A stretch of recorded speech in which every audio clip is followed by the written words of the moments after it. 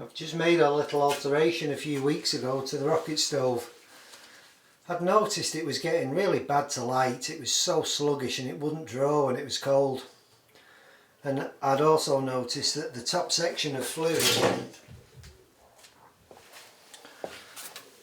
had gone really thin, and I was able to push that with my hands. So I've just figured that all the metal shaling off inside the flue pipe had probably quite considerably filled a section of the flue up with rust, and it was all sitting inside.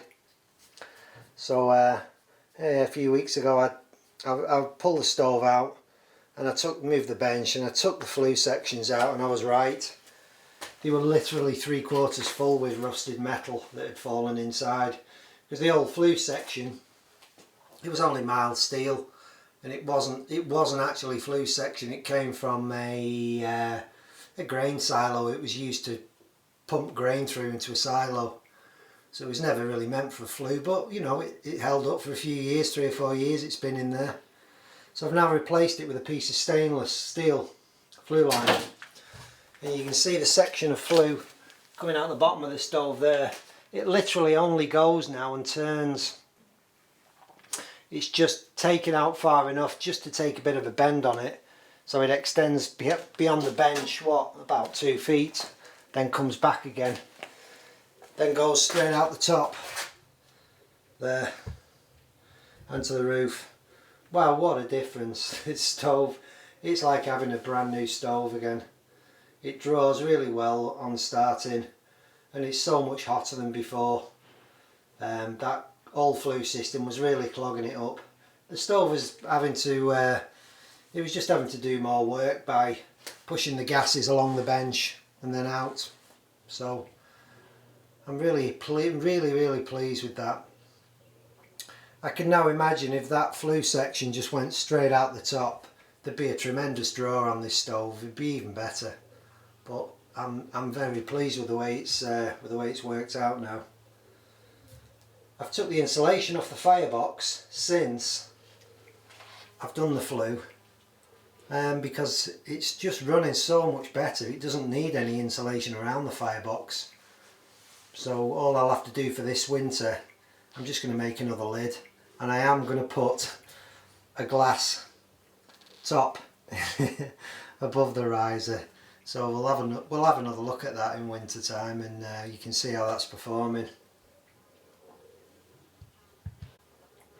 Since my last video, and it really is, it's just a different beast now since I've put this section of flue in. It's just amazing. It's a much better stove, if you like. It's getting up to temperature much quicker because it's able to breathe better. So the stove still shows no signs of damage internally. The firebox is fantastic, holding up well. The riser tube is just still as good as the day I put it in. I've just had no issues with the stove itself, none whatsoever. Simply the flue system corroding away, and it's mostly down to burning damp fuel. The condensation comes off the fuel and it just settles in them. It used to just settle into them flue pipes, and because the flue pipes it took a while to heat them flue pipes up, because they were running horizontal.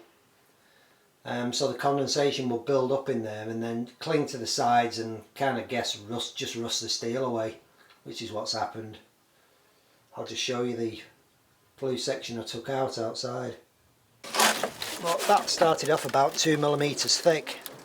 Well, say 1.5mm, and it's been reduced to tissue paper.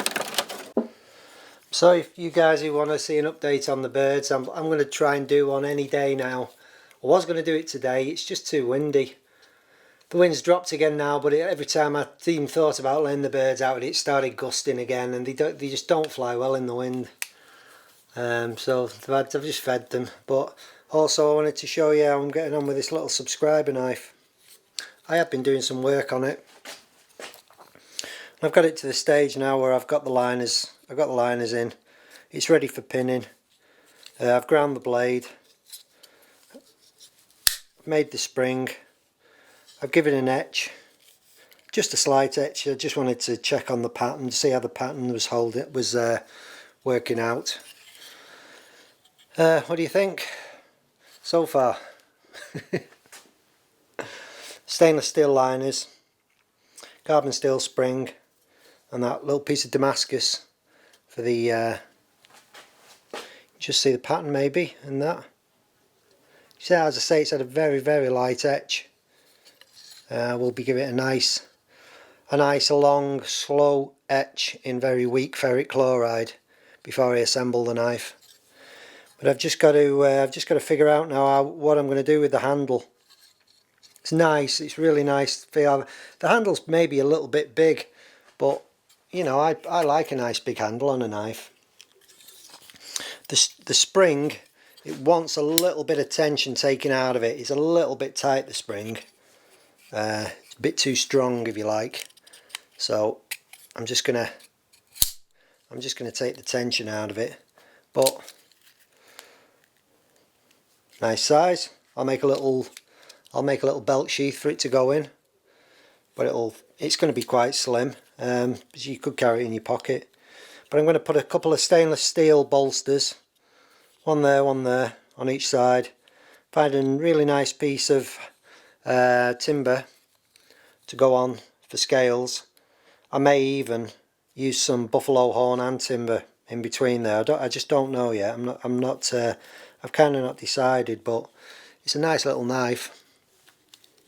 And I'm going to give you some details very shortly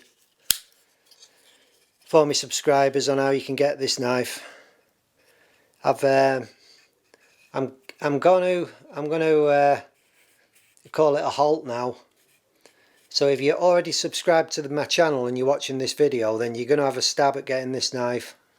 No pun intended. Yeah, you're going to have a chance at getting hold of this. You want to subscribe, that's fine, but you won't be entered into the draw from now on. So it's kind of limited to people who are already subscribed prior to this video coming out. And I'll give you some details. You're probably just going to have to leave a comment or something, or in the comments section for me. And what I'll do is I'll just put all your names into a hat, or number everyone's comments and put it into a hat. Then we'll just do a draw, see who wins it. But that pattern, believe me, is going to be beautiful. And I'll do my best to match up the scales. I'll just show you something I've got which I may decide to use. This is a piece of laburnum. I've had it for many years, this piece of laburnum. And I've been really reluctant to use it because it is beautiful. You see that? Kind of looks like a feather pattern Damascus, doesn't it? And how about that on that knife? What do you think?